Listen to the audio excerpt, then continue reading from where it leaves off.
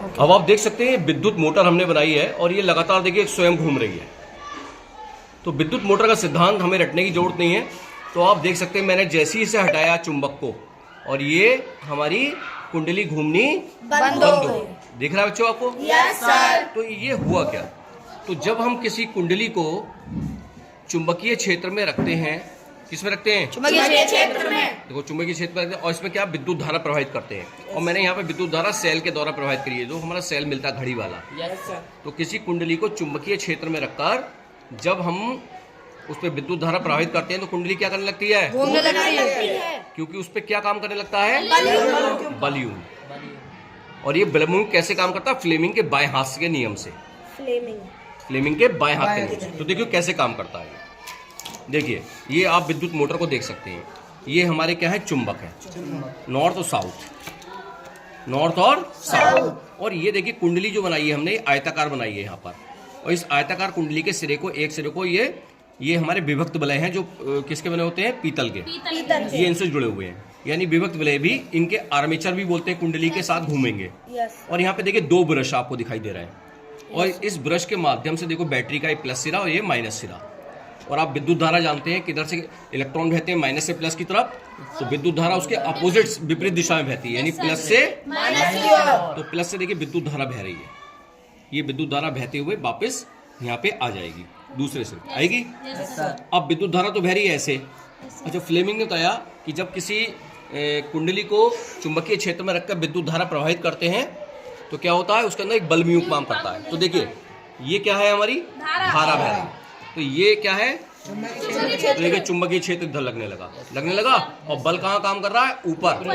तो बल जब काम करेगा तो देखिए ये डीसी सिरे पे काम कर रहा है, बल ऊपर की ओर। तो ये ऐसे करके घूमेगी और यहाँ पे नीचे की ओर बल काम कर रहा है। ठीक है, तो ये लगातार वामावर्त दिशा में आर्मेचर घूमेगा।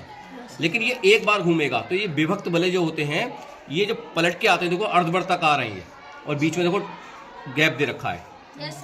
ये क्यों दे रखा है? कि ये पलट के अगर आए तो एक ही दिशा में हमारा बल लगता रहे और जिससे एक ही दिशा में हमारा आर्मेचर घूमता रहे। इसलिए ये व्यवस्था की जाती है ब्रुश की जो कार्बन के बने होते हैं और विभक्त वलय की। अब फ्लेमिंग के बाएं हाथ का नियम आप देख सकते हैं यहाँ पे क्लियर।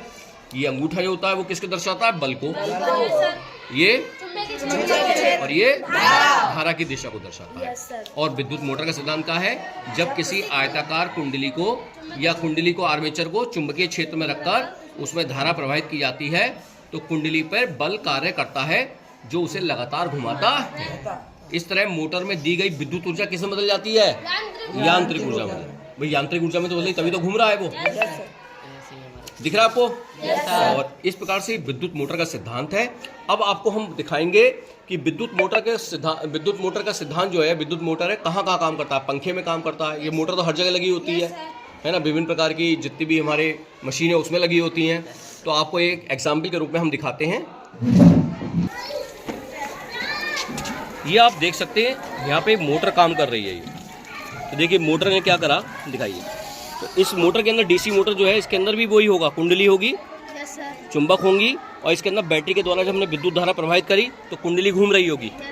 और उस कुंडली के घूमने से ये बकायदा ये मोटर पंप जो इन्होंने बनाया है वो काम कर रहा है। और आप देख सकते हैं कितना अच्छा इसका देखिए फ्लो हैगा, आप देख पा रहे हैं। और ये हमारे अमित छात्र हैं, इन्होंने बनाया है। आप सभी का बहुत बहुत धन्यवाद।